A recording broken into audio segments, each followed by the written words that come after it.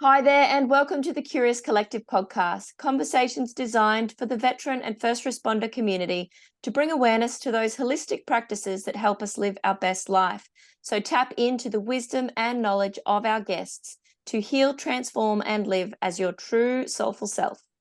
Now, this is actually quite a privilege today because we have with us someone who is actually a US military veteran, Anthony, and I found him through the synchronicities of the internet, waking up at some ungodly hour and picking up my phone and following the breadcrumbs to actually connect with this guy. So since then, we've stayed in contact, and I very much love the podcast that he does, which I'm sure we will talk into throughout the episode. So welcome, Anthony, and thank you so much for joining us.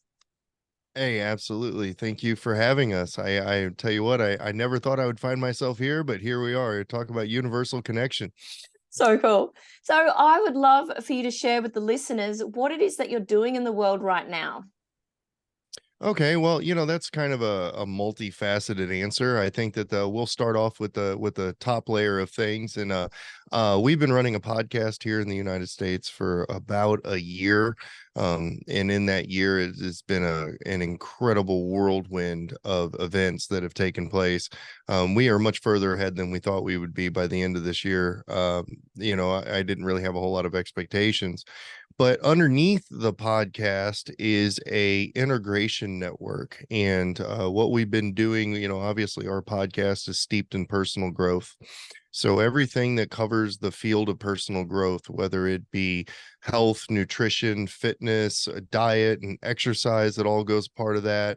Then you have your behavioral therapies, your mental health segments, your cognitive therapies. Then you have your alternative medicine modalities, whether it be, sauna, spa, hot, cold plunge, things of that nature, equine therapy, anything that could be a modality to create some type of physical or mental well-being and healing. Then we're also steeped pretty heavy into plant medicine. So we do psychedelic therapy for veterans. We're big on pushing that both in the legislation and the research side. And then on the side of that, we run an integration network, and our integration network is to help prepare people for medicine, help prepare people for other mental health issues, things that they may have going on in their lives. And then we also provide them not just access to those therapies, but we work with a large group of people to make those things happen. So it's not like we are trying to be the experts ourselves. We're kind of funneling people in and then braining them to the experts, so to speak, unless it's something that, like diet, nutrition, exercise, I can be an expert in that space. So I do take charge in that space, but I'm not a shaman or an ayahuasquero or something like that. So I have no business practicing there. And so what we do is after the medicine or after the healing modality has been taken on, then we provide integration for people to teach them how do we keep doing these things back in our day-to-day life. And, and that leads back to the mission of the podcast it's how do I become a better person than I was yesterday? The idea is just continuous lifelong personal growth. Oh, there's so much goodness in what you've just said there. Like, how do I unpack all of it? But I guess the key things that I got from that is like your integration process, you're like a super connector. So the people find you somehow universally, like I found you, and then you work with them to understand them better, where they're at, and then connect them with the people that need to be connected with. And what I love as well is that integration process post plant medicine experience is I have in the past, had people that have done it and not had that. And that's a detrimental part of, bringing it into your daily life, what your learnings from it. Oh, absolutely. And I'm going to steal a statement from one of our ayahuasqueros so that you know that this is not my wisdom that I'm imparting on you. But one of the things that I heard at a ceremony that I was at not that long ago was you have to realize that when you're in this safe space, when you're in this circle, when you're in this sharing space and all of this stuff, you leave your lifetime of worries and troubles aside, and you're here and you're doing your healing and you're sharing and you're in your sharing circles and you're doing your therapies and your integration and all that goes on. But the problem with all of this, whether it be plant medicine, whether it be sauna, ice bath, going to get a massage during that event, it may feel like the most amazing thing in the world. But the problem is when you get 3 feet down the road back into your normal life, how do you carry that with you? How Mm. do you take back with you all of these teachings, all of these lessons, this safe space? And so a lot of people, what they do is they fall off and then they don't continue their healing. Meditation should be a part of your daily practice. Getting in touch with nature, grounding should be a part of your daily practice. Health, nutrition, fitness, exercise, that should be all daily practices. And if you're not doing those things, then it's going to be so easy to be swept back into the matrix, so to speak. That's what I like to call the social Yeah. world that I like to call it the matrix. But you get so easily caught back up and swept into that matrix that you really don't have the opportunity to integrate fully. So Mm. we focus a lot on not just the treatment, but what happens before the treatment. How well are you prepared moving into the treatment? Some of the worst experiences that I've gotten to see are people who thought that they were ready for the medicine and then they weren't. They had a Mm. lot of personal things that they needed to deal with. They had a lot of struggles that they still had to get through. And then I've watched a lot of people over time kind of fall away, and it's because they're not getting the proper after support. So what we're trying to do is combat that on the front and the back end. We can't be an expert in all these modalities. I'm not a Mm. massage therapist. I'm not a psychiatrist. I'm not a plant medicine worker. But Mm. what I am good at doing is making sure that we can get people integrated to the medicine, integrated from the medicine, and create a network that they can achieve personal growth throughout their life. Absolutely. And they're feeling connected and part of something, and they're feeling supported as well. I think that those that don't feel supported might sort of disassociate and not feel that ground under their feet, and that's when they fall away. Yeah, absolutely. It can become a discouraging place for people, especially if they you get a lot of people that they want the healing. Mm. I guess I'm going to steal words from wise Will Wisner right here. But one of the things, and for the audience that isn't listening, that's the executive director of the Grunstyle Foundation. But one of the things that he likes to say all the time, there are people that think they want to be healed, and then there are people that actually want to be healed. And those are two different things. Yeah, absolutely. And I guess people don't know until they're like sitting in the shit, as I call it, like actually getting in there, experiencing it, and feeling what that feels like. No, I think it just, I think you can see it right away. A lot of people are their own worst enemies. And I'm speaking from experience here because Mm. I am one of those people. I will raise my hand. I was my own worst enemy. I got in my way more than anybody. But what I will say is you can make the choice of saying, hey, I'm going to sit down, whatever this is, whether it be massage, whether Mm. it be, meditation or exercise, fitness. Maybe it's just making the decision to say, I really don't need that chocolate bar right now. We know that sugar is not any good for us. But there's a lot of people that will look at that chocolate bar, that cheesecake, and they're still going to take a bite of that cheesecake, even though they know it's not good for them. Mm. Those are the people that want to be healed. Those are not people who are actually willing to do what it takes to be healed. And Mm. until you can say no to those types of things, until you can say, no, I don't want that cheesecake. That doesn't serve me anymore. And if that cheesecake is going to stand in the way between me and where I want to be, then the answer is no, Mm. I'm done. Mm. Then you're in a position where you want to be healed. And Mm. those are two completely different things. Yeah, I like that actual choice with the energy of will behind it. So there's a driving force pushing you to stay with that choice or that decision. Well, we live in a physical, a mental, and a spiritual world. Mm. And too many times do we like to separate these things as if they're not part of one another.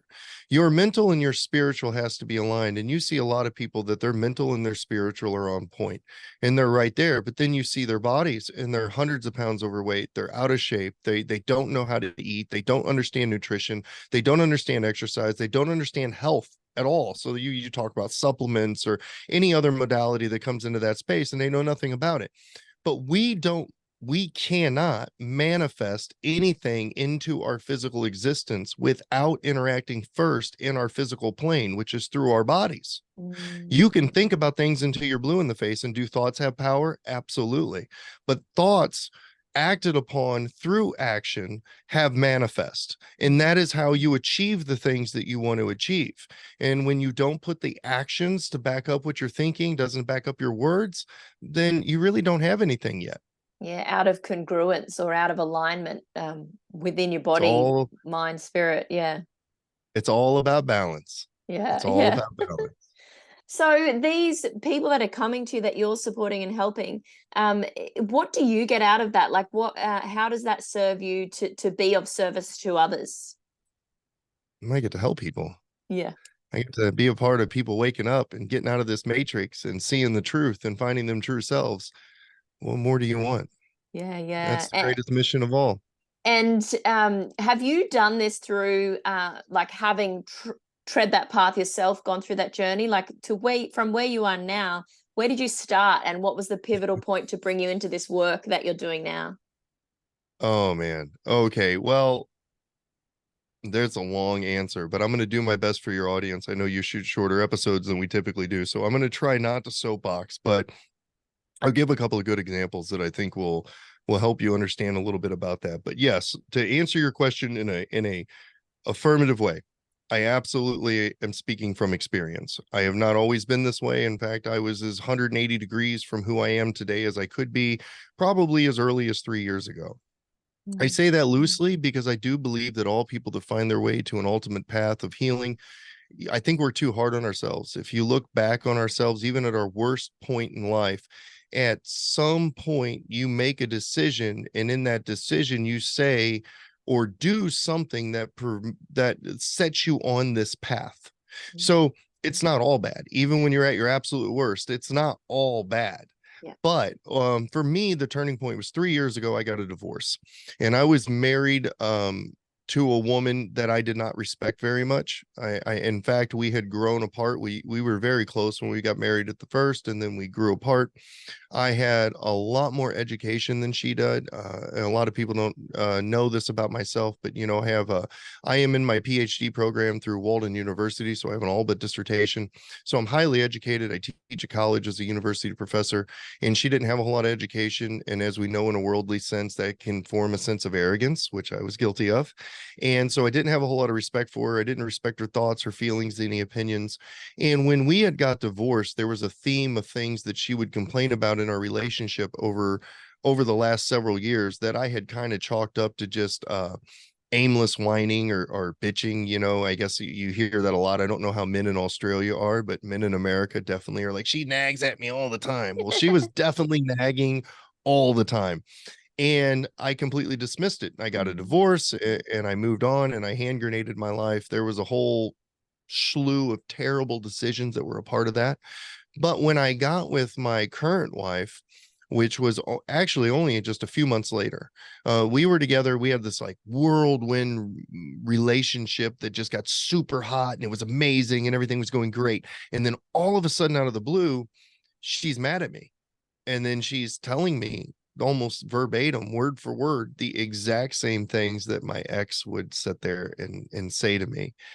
And it dawns on me in that moment. I was like, oh shit, here we are. This no good can come from this, right? So I had a decision to make. I could go the path that a lot of people take. And again, I wouldn't have faulted myself for that. I could have just said, you know what? All women are crazy. All these women are just nagging. They have all these real unrealistic expectations and it's too lofty and nobody can live up to this. I'm being the very best guy that I could be. Or I could sit there and go, well, shit, now we're going 2 for 2 here, two completely different women, two completely different circumstances. Maybe I got a problem. And thankfully for me, I made the decision that like I'm most likely the problem. I've got the issues here. I'm the one that's going to work and fix this. And that was that 1 degree change that kind of set me on the course of where I'm at today. And it all started really truthfully with my wife just being disgruntled with behaviors in our relationship that if I was to look back at them are probably very, very minor. It was just the wake-up call that I needed to go, oh, I need to work on me. And then once I started to work on me, once I started to say, hey, look, I can't really bitch about anyone else. I can't bitch about my circumstances or anything else going on until I know I'm right. And until I get myself in the place to where I feel like, I've done whatever I could do as best as I could. And at that point, I wasn't really putting forth a lot of effort. I just thought, well, love was enough. And I was just going to let it go that way.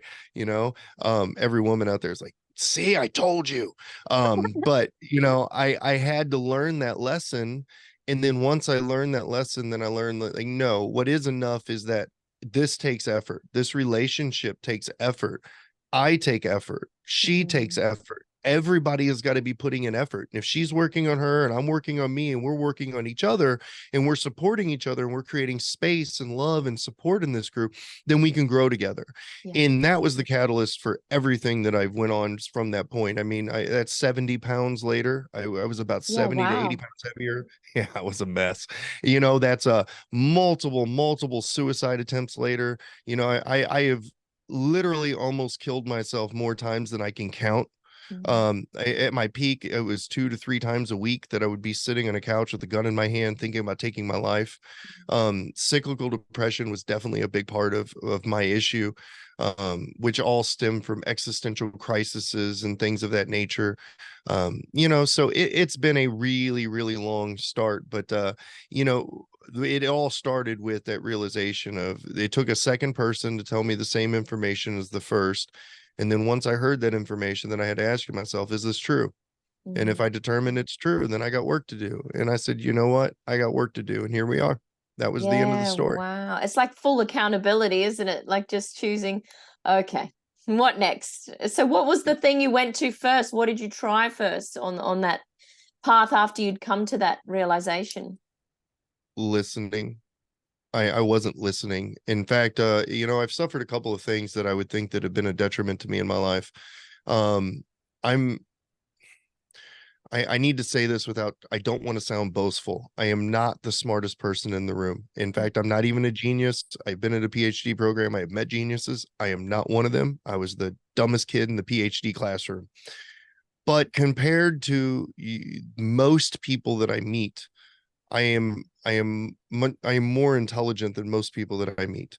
And so what this does is this has been a hindrance for me in a lot of my life because I've been the smartest guy in the room. And in the fighting world where I come from as well, they always tell you, if you're the best guy in the gym, you got to leave. You're not doing yourself any good. If you can beat everybody else in the gym and you're the best fighter in the gym, you got to find somewhere else to go. And I didn't have that. Everybody was looking at me and it was, give me the answers. What do you know? Look at all this information. How do I learn this? And so I really came this over reliance on myself where I thought I knew the answers. And then so what I really had to teach myself to do is in that space in my life, when somebody would talk to me, I wouldn't listen. All I would do is I would hear the beginning of what they were telling me, and then I would just wait to respond. I was going to give them the quote unquote answers that they were looking for because I knew everything. And as I've went on with this path, the first thing that I started doing was listening, realizing I'm not the smartest guy in the room.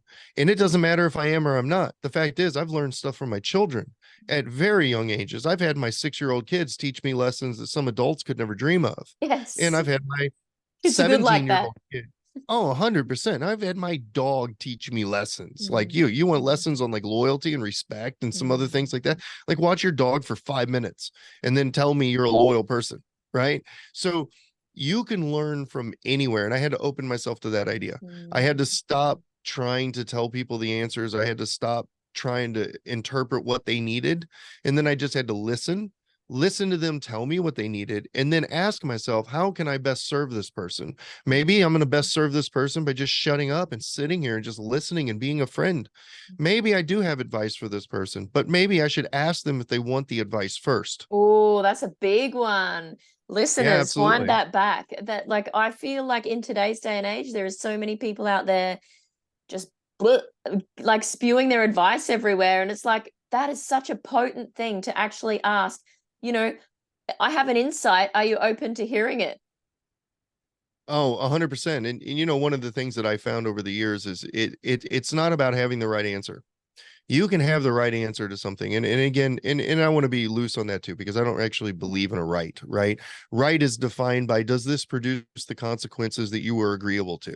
So that could change based on the individual. What's right for one isn't right for another, because maybe they aren't agreeable with those consequences.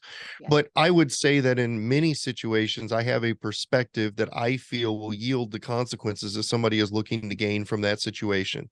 And when I do, I will always ask them before I even get started. It's like, okay, do you want me to give you advice right now, or would you prefer that I just listen? Because in order for that person to be able to enact real change, they need to have not only a willingness to listen, but they need to be ready to listen. Yeah. They can be willing and not ready. They can be ready and not willing. And then they can be just closed off altogether and they just wanted to bitch for 45 minutes and nobody gives a shit what you have to say. Yeah. That's more often the case. All the time. And you know what? In those moments, the best thing that you can do is just be an ear and let them vent and do what they do and give them a few words of encouragement and then go on your day. Yeah, Everybody needs that. absolutely. Because they may not have had that person that has just zipped and listened in a very long time. 100%. Yeah, there's Yeah. not, a lot more people listen than we think, but there's also a lot of talkers in the world. I'm definitely one of them, and I'm still guilty of that stuff every now and then. I don't want to sit here to pretend with your audience like I always get this right. I don't. There are many times where I speak out of turn. There are many times where sometimes I want to give somebody the answer, whether I think if they want it or not. That's human nature. But being consciously aware of it, and making sure that it's something that you're taking into consideration, and really truly, as long as you look at like what is in the best interest of this individual. That is ultimately what I'm trying to do. I'm trying to help somebody where they need to be helped. And sometimes I run into people and they call me a reverend for a reason. Sometimes I run into people and they're not willing and they're not ready, but I just think they need to hear it. And sometimes I get compelled and they hear it. And I Yeah. figured I'm just going to plant that seed. It'll grow later. Yeah, and I But love that because they've received that wisdom or knowledge or whatever you're imparting with them, and then it may not sit like then and there, but 6 to 12 months later, they're like, "Oh, I remember the Reverend talking to me about that," and then it all drops in. yes. Yeah. And that I believe in the concept of planting seeds. That's something Yeah. that I got many years ago when I was in formal seminary, through the Assemblies of God. Is there's a lot of biblical scriptural truths that even though I'm not a practicing Christian anymore, I define myself more as a spiritualist. But there are still some of those truths that are there that hold true. And one of them is you got to plant seeds. Sometimes Yes. you just got to give people that information and then let them mature on their own pace. But you need to be the one that lays that seed down. And then you also don't need to hold on to the idea that you have to be around when it flourishes. It's not your job. Yes. Oh, I love that non-attachment to following through on that for that person. That's huge. Thank And you. so where along your journey did you find plant medicine and how did that change the course of your trajectory? Oh man. That's actually kind of a multifaceted answer. So I was somebody who was very against drugs. In fact, when let's roll the tape back about 3.5 years ago. I meet this wonderful woman who just so happens to be a Colorado hippie that's from Canada. And so I'm one of those Americans that do the weird thing, and I find this Canadian girl, and I'm like, oh, I like her. And then she's like, I'm a hippie, and I'm like, cool, that sounds great. Um, so we decided to get together. And when I say all of this jokingly and lovingly, it's not nearly as extreme as you think. But she definitely grew up in Colorado from Canada. She lived in Vancouver, then she moved to Colorado Springs, and she in Colorado and in the West Coast. I'm from the Midwest. And for your viewing audience that doesn't really understand the socio-demographics of the United States, I'm sure it's this way in Australia. Depending on where you're at, depends on what you're getting. And the Midwest is a large monoculture. It is the, country music, chicken fried, pop and beer on a Friday, Saturday night, your best pair of blue jeans, God, guns, country. That is primarily what exists in this space. Everybody wakes up at 5 a.m. and they go to bed at 8 p.m. That is the I would say the 80 to 90% monoculture in the Midwest. You get out west, like toward Colorado Springs and in California, in areas like that, you get a much more Western vibe where, they're more fluid in their daytime hours. They're more likely to work different types of jobs. They're into things like yoga and spirituality and holistic healing. And then they do diet and exercise. Obesity in the Midwest is insane. I would say that most people in the Midwest are probably 100 pounds overweight. And that is not an exaggeration. You get out in Colorado, you may get shocked if you see somebody that's overweight. They're healthier, they're outdoors more, they have a different environment. So she was definitely a polar shock for me when she came into my life. And so I stayed very much anti-drug with her. She was pro cannabis, and I was like, no, I don't want anything to do with that. And when I was 33 years old, I was diagnosed with an enlarged prostate. And that was about 6 years before I met her. And when I first got with her, I started having large complications with my prostate, and I was having severe pain. I was having urination issues, nighttime urination issues.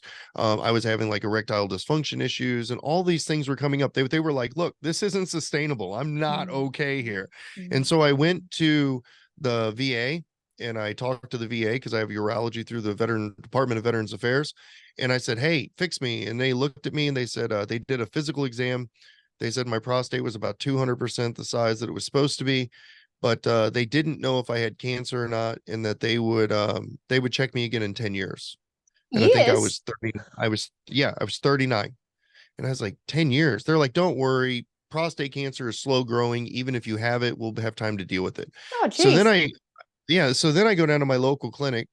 So I decided, well, I'm going to use the paid option. Yeah. I don't have, because I'm a veteran, my health insurance is through the Department of Veteran Affairs because I'm a war veteran. Not all veterans get VA care. Mm. But because I'm a war veteran, I got access to VA care for the rest of my life. And but that's questionable. I mean, it's only so good. Um, some things they do amazing and some things not so much. But so I went out and decided, well, even though I don't have health insurance on the public market, I'm going to go ahead and just pay for private care. Mm. So I went in and I had a blood test done, and the blood test that they did said that I was a high risk for aggressive growth prostate cancer. Yeah. And they said, you Whoa. need this test. And I forgot the name of the test now because this was about 3.5 years ago. And so I paid, it was $600. And I paid the $600 to go in to have this test done. And when I get in there, they said, Mr. Canania, I'm so sorry, we can't help you. The lab that is doing this test said that they won't test your sample because you're not over 45. And I think Oh, I was like what? 40 or 41 at that time. I just turned 40. And I said, what do you mean you won't test it? And so I had them, there was 4 labs in the whole country that did this specific test. I had them call all 4 labs with me in the office. And finally I get to the 4th lab and the guy's on the phone, and I'm on the phone with some type of director there. And I told the guy, I said, look, I said, how much? I said, I don't want to die of prostate cancer. I said, how much? I said, I own my own business. I said, I've got decent money. I said, what is this going to take? I said, the test is what, $600? And he goes, yeah. I said, I'll give you 6,000. Let's do it. I said, you want to do 16? So what is it going to take to get this test done right now? Mm. And he goes, we can't do it. If we send you your test, we're going to throw it in trash. What? And I was like, Why? are you kidding me? It's like, you just told me that I'm probably going to die of prostate cancer, that I've got aggressive growth prostate cancer, and both the public and private side of medicine won't help me. Makes no I can't sense do to anything. me. No. So I get home, and it's my wife. Not only is she a hippie, but she was also a registered nurse in Colorado for 15 years. And she looked at me, and the first thing out of her mouth, she goes, are you ready to listen? And I was like, well, shit, I don't have anything else to lose. And so I started my path with cannabis. That was my first plant medicine, about 3 to 3.5 years ago. Maybe, yeah, around 3 years ago, I would imagine. And all of my prostate symptoms went away within the first 8 months. Yeah, I no wow. longer have any prostate issues. My blood work comes back perfectly normal. I have no other side effects, and so I did the edibles and I did the things that I needed to do to heal the prostate cancer, if that's what it was. I mean, I can't prove that. That's Yeah. just me. But I was in a situation where I couldn't find out if I did or not. All I know Yeah, is I that's had crazy. symptoms. I don't now. Yeah. So did Yeah. cannabis heal me? Sure. Did I also do a lot of diet changes, physical health changes, lifestyle changes? 100%. It Mm. wasn't just the cannabis. It was all of those things together. I got rid of the Holistic toxins. I got approach. rid of the, yeah, prescription drugs. I got rid of, bad diet and chemicals and all this other stuff. And then, Mm. so it was an all around approach to change how my body was not just processing food, toxins, and other chemicals, what my hormone regulation looked like. And then it also had to do with, how do I put this medicine in my body to potentially use these cannabinoids to kill cancer cells? Mhm. And Mhm. within 8 months to a year, I was symptom free. And it's been another 2 years since then, and I've had no issues with it. Mm. That led me into my mom was very against me doing cannabis. In fact, she was so embarrassed of me. I was like the bastard child at this point, because she was like, "You're that druggy guy." And I was like, "Mom, I'm not a druggie. I just like cannabis. Like, it's legal, okay? It's not that Yeah. big of a deal." And she was like, "No, we don't do drugs." And I was like, "Okay, Mom, fine. That we'll just leave it at that." So she sends me this DARE program, and DARE is the drug program that we had in the United States. Don't do drugs. I forgot what the acronym stands Mm. for, but anyway, it was the war on drugs here in the United States. And so the DARE program did a bunch of research in the 80s and 90s, and one of the research they did is they looked at cannabis as a mind-altering substance, and with its neuropathic properties, and how it can change your DNA, how it can change your neural pathways, how it can change connectivity. And then they were using this in this research to show how it increases addiction, how it can cause suicidal thoughts, how it can cause psychotic breaks, and do all these other things. And I read the whole article, and I looked at my mom, and I was like, "Oh yeah, it's all true." She goes, "See, that's why you don't do it." And I said, "No." I said, "All I seen is it does everything I wanted to do. How Mm. do I combine this with my therapy? Yeah. How do I do this in conjunction with the cognitive and behavioral therapies that I'm doing?" Because as a soldier, I had PTSD. I had a really rough childhood. I was raped and molested as a child. And so I already had PTSD going into the military. And then I got more PTSD on top of that. Mm. I was heavily picked on and bullied as a result of the rape and things that I had dealt with as a kid. So I probably had trauma on top of trauma on top of Mm. trauma. And so I had been doing therapy for a long time, very unsuccessfully. In the whole time frame I'm doing therapy, I'm still cyclically depressed, and I'm still coming to suicide and away from suicide, to suicide and away from Mm. suicide. And so I started using the cannabis, smoking, because when you take an edible, it breaks the blood-brain barrier. When you smoke cannabis, it interacts a different way with your body. And in this, smoking actually helps more on the mental health side of things. If you want to heal your body, like from cancers, edibles are a great way to go. In fact, there's many different ways. But if you really want to get the most benefit out of the mental cognitive changes that cannabis is capable of doing, you want to smoke it. Mm. And then it's also better for pain relief when you smoke as well. So the edibles don't really do that great of a job. In fact, Mm. in my experience, and maybe just anecdotally mine, it makes pain worse because I can Oh, feel it in my body a lot different. yeah. But so I started using cannabis for that. I did that for about a year, and I made lots of really positive improvements. Mm. And then along came ayahuasca.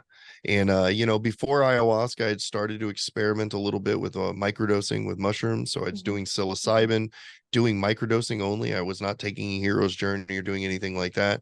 And then I found ayahuasca. And when I found ayahuasca, for me, I found a cure. And Mm. so plant medicine became the cure. I mean, I'm no longer in therapy. I no longer have cyclical depression. I no longer almost kill myself. In Mhm. fact, my life couldn't be more polar opposite if it tried. And so since that space, and the ayahuasca event actually wasn't that long ago, by 2 to 3 months ago at this point, it's all starting to run together. But that was the big catalyst that kind of moved me. But yeah, I am a huge proponent of plant medicine therapy, a huge proponent of using plants to heal Mm. when it's done in the right way. It's a Yeah. medicine. These are not, and a lot of people get upset with me about this because I really bash on the recreational use of any type of plant medicine, Mm. even cannabis now. When I came back from ayahuasca, they say that it's a spiritual thing, Mhm. and they believe that it's Mother Ayahuasca. Whether you believe that, whether you believe you're just reconnecting with your spiritual self, the importance of this medicine is given to you in those spaces, and you realize what it is that you are doing, what you're dealing with, and why it is important how you interact with it. And so the one thing for me that I have completely moved away from is I don't do anything recreationally anymore. If I go to smoke a joint, even if I just want to have a good evening watching TV with my wife and doing nothing else, we will prepare space. We will bless that joint. We will set our intentions. We will smoke it. We will, you know, ask it to do whatever it is that we're looking for it to do, to create clarity of mind, or to create space, to ease tension, to do whatever that is. And then we will partake in that medicine, and then we will enjoy our evening. But Mm. these are not things that we're doing recreationally. We're not popping mushrooms to go to Six Flags with our kids. Yeah. This is something that I have taken to a very medicinal practice space in my life. Really intentional and yeah, setting that intention before you partake in it. Yeah, I love that. And Oh, I thank think you. in your last episode of your podcast, the Stoned Ape, was Carlos was on there, and he spoke into setting that intention. And you guys did a video on your Instagram, which I loved, when you're all in Vegas together, and you did like a ceremony in the street in Vegas, setting an intention around, you know, sharing this medicine together. I'm like, oh, look at these guys go. No, absolutely. Every time too. I Mm, mean, you know, cannabis is a powerful plant, and if in the spirit of cannabis, Mother Cannabis is a powerful spirit. And when you're going to commune with these spirits, you know, just like alcohol is a spirit, right? When you're going to commune with these spirits, you need to be conscious and aware of what you were doing, and you need to yeah. set space and you need to set intention. These things can have terrible, terrible impacts on your life and your body when they're abused. Like all things, everything's in balance. So these are not just because I'm up here saying, you know, I like cannabis, I like psilocybin, ketamine, MDMA, ayahuasca. No, this isn't a license to go just get high, right? Mm, This is saying if you have work to do, if you suffer from these ailments, if you have these issues, if you need this medicine in your life to be more balanced, then these medicines are here to do that for you. They're here to assist you with that. But ultimately, the work starts here. mm, We are the work. The mm. medicine is just a tool. It's a tool to get us there, but it has to be respected. Yeah, I love that. And that word balance is coming up again, which is super important and integral and just threads through, like weaves through the whole lot. When you sat with ayahuasca, what did you feel like it did for you within your healing journey? Well, you know, for me, and I'm getting better about talking about it a little bit better than I used to. Um, but for me, I suffered the core of my depression was an existential crisis. So because I went in seminary, I was raised Christian, fell away from the church, came back to the church, thought I was going to become a preacher, went into seminary. And it was actually during my time in seminary that I actually ended up losing my faith, because what happened was, up until that point in my life, I'd never read the Bible. Mm, So why was like most church Christians is I would go to church on Sunday or Wednesday or whenever, and then the pastor would read me a few chapters out of the Bible, and he would cherry pick a few over here. He'd formulate a lesson plan, and he would tell me what I needed to know. And based on those sermons, I was like, this thing is great. I love it. And then when I got into seminary, they were like, you need to read it. And I was like, okay, great. I'll read this for the first time. Sounds like a good plan. So started at the beginning. And then, needless to say, by the time I got to the New Testament, I had pretty much already lost my faith. And it just didn't, resonate. no, it's not that it didn't resonate. I think I had a intellectual issue with the Bible. Mm, And there's a lot of theologians and scholars out there, and I don't want to tell anybody how to feel about their religion. That is not my place, and I have no issues with that. But for me, and I'm only speaking for me, when I applied my academic training, my understanding of literature, my understanding of language, my understanding of historical context, my understanding of consistency and cross-referencing of documents, the Bible did not hold up for me. It was incomplete. The narrative, the definition of God changes consistently. In fact, the entire narration of who God is changes consistently in the Old Testament, from story to story to story. And so when I started asking all these questions, I never got satisfactory answers. And so I lost mm, my faith and I walked completely away from faith. The problem was, when I walked away from faith, I walked into atheism. And when I walked into atheism, I walked into depression and suicide.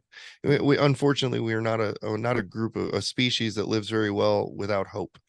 And I had zero hope. And when you mm, go through life, life is hard and it sucks. And when you look at the stuff you've been through and you look at the things you've done and you think, why in the fuck am I doing this? Like, like I got money problems and wife problems and kid problems, and I'm hurt and I'm sick and I got all this other stuff going on. Like, mm, why am I doing this? So you could be on cloud nine at 11 a.m. and like life is going great.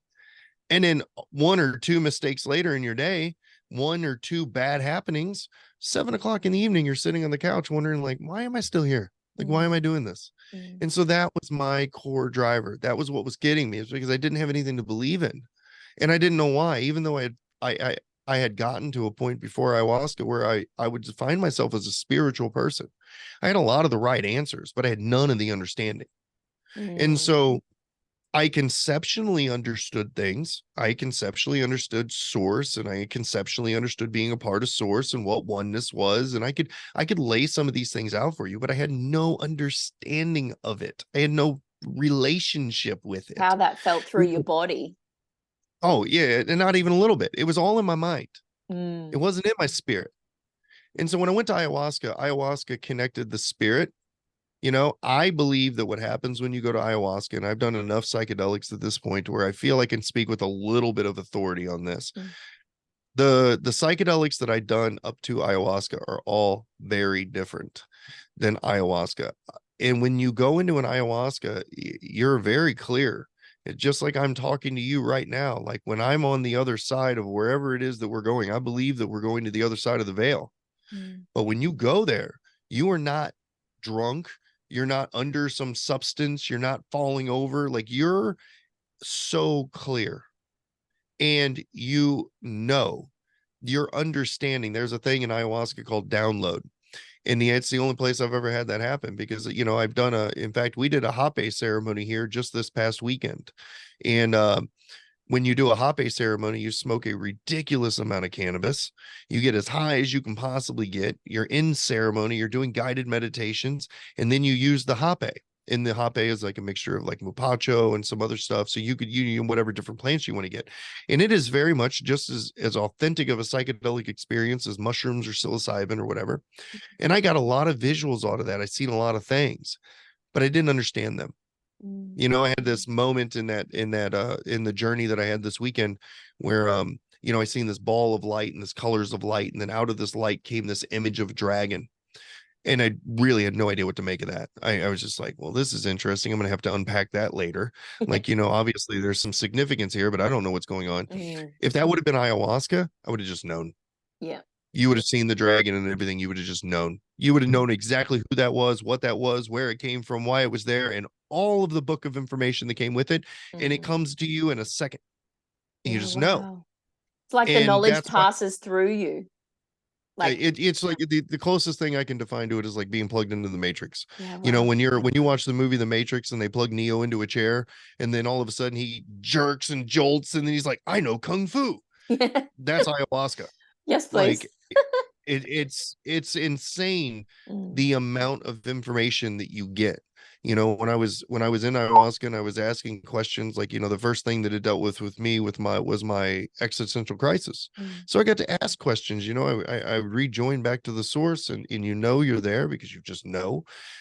There's no other way to explain it. I think you're in a space, and then you're joined with a presence, and as soon as you're joined with the presence, you're familiar with that presence, you recognize that presence, and you know exactly who that presence is. There is no question marks. You're not wondering.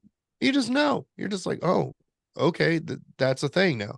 And so then you're in a space to where you can start asking questions, and you can start working toward answers. And so all of those existential questions that I had, I just asked.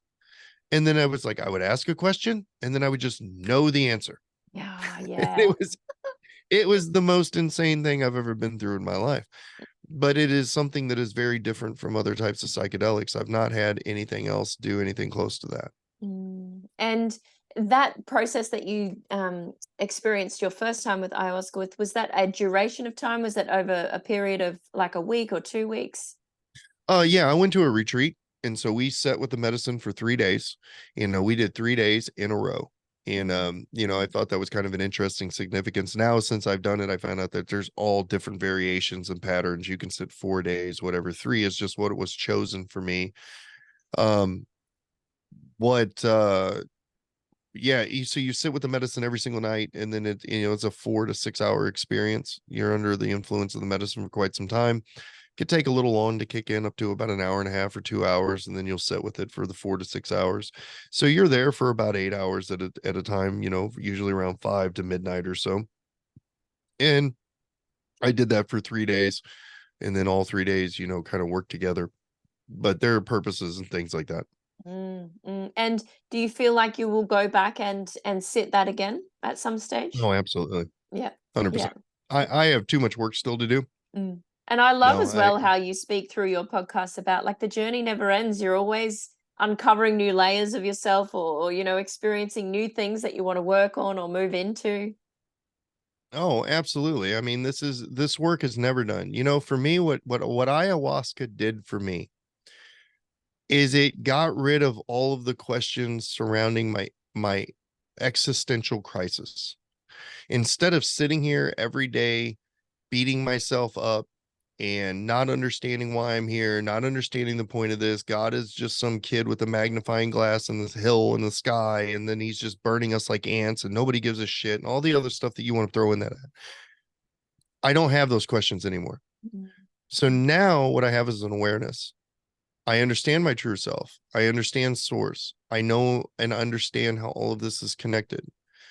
But what that's done for me is it's actually turned me on myself, because I realized that I was put into a physical form with a body that has to interact in this world. And inside of this body is ancient DNA. And in this ancient DNA is memory.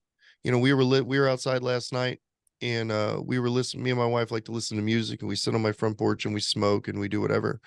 And then I realized that my legs were moving, and I didn't really understand why. You know, I caught myself like out of the blue. You ever do that? You're just kind of like moving and you don't really realize it. And then all of a sudden I started paying attention, like, why am I moving right now? And then I realized that she was playing a song, some ancient native tribal music, and then I was dancing to the drum beat. And then so once I became aware of that, I stopped and I said, well, I should listen to what this is. And then as soon as I heard it, I recognized this is ancient. This is old, old, old. But see, my body remembers that. That's why my body was moving to it, because those are the guttural sounds. Those are the icaros of the universe. Those are the sounds of creation. That's why they're ancient. Ancient man, when they were putting together ceremony, they were communing with creation sounds, the sounds and the frequencies and the vibration that makes our universe work. Everything that is part of why we're here.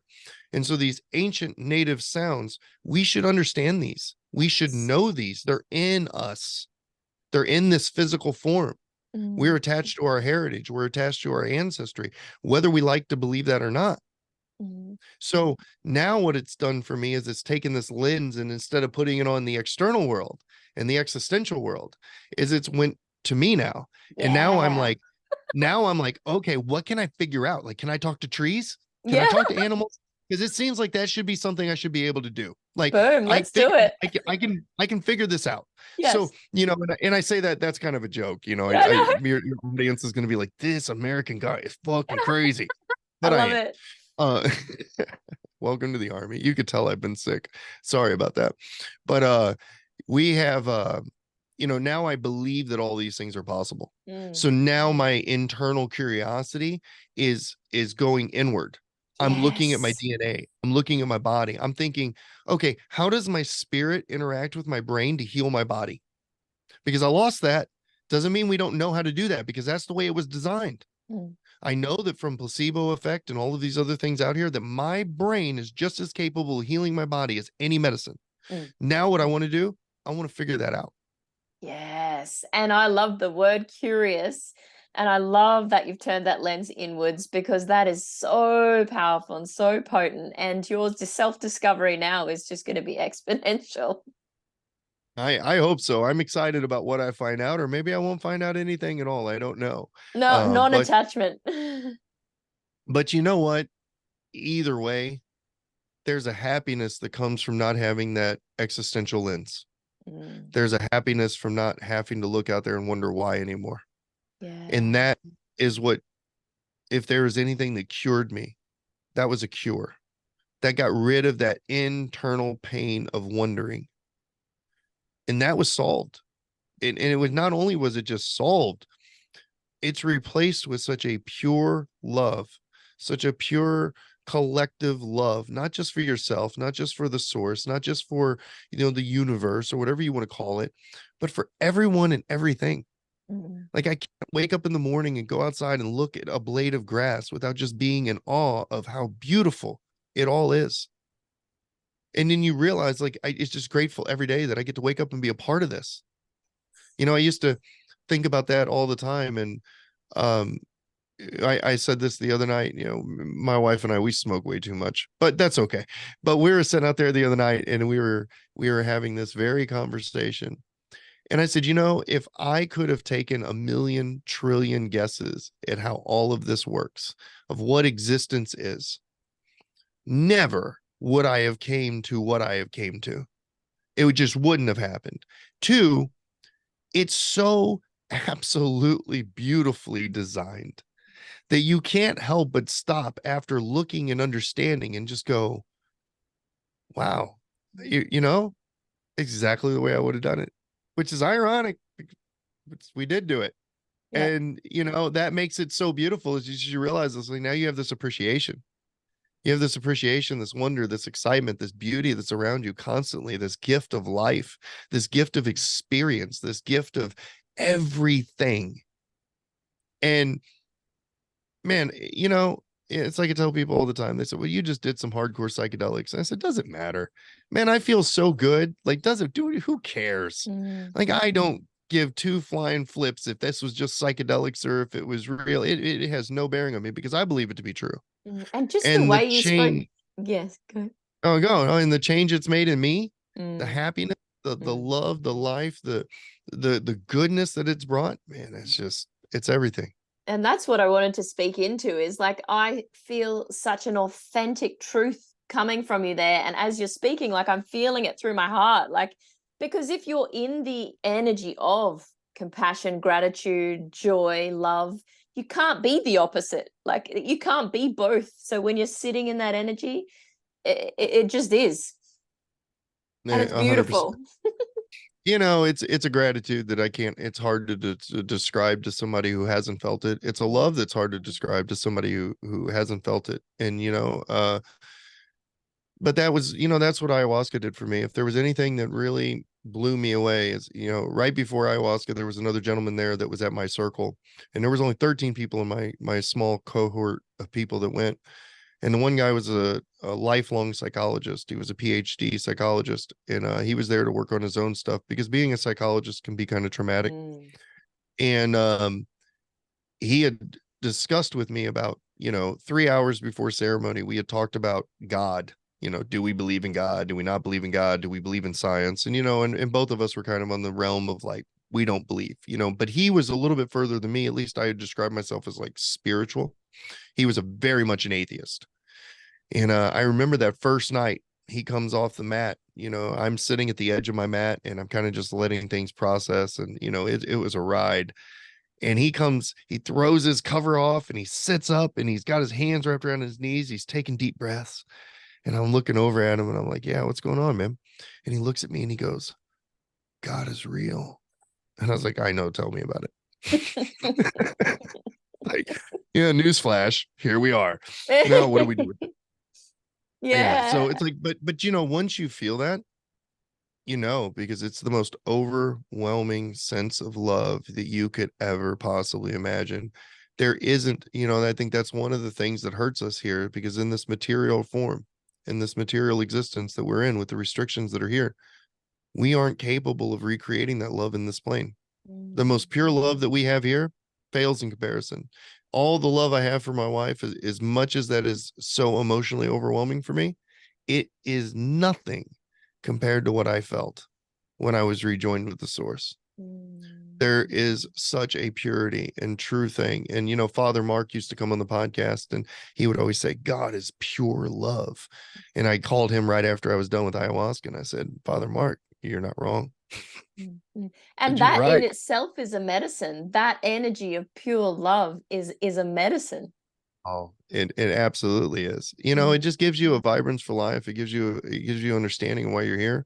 And then, you also realize all the other complexities. There's a couple of things that you'll hear go around in ayahuasca land is, is it's all really simple.